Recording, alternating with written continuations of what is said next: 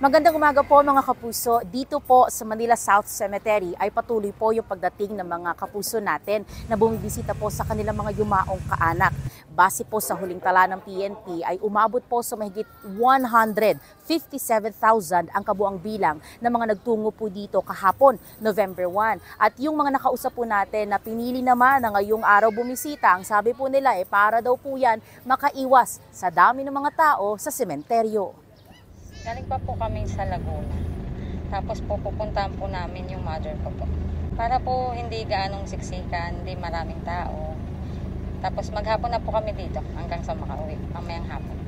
Ayaw ko po may pagsabayan sa maraming tao. Tsaka ngayon lang po ako nagkaroon ng time na para pumunta po rito. Okay naman po, maluwag. Tapos sabay maginawa naman po. Mama ko po lola. Tapos galing kaming Quezon City. 1 hour to 2 hours siguro, mga ganun. Yung pagbisita namin. Sa balita kasi maraming tao nung November 1. Kaya ngayon ang pinili namin mas maganda man.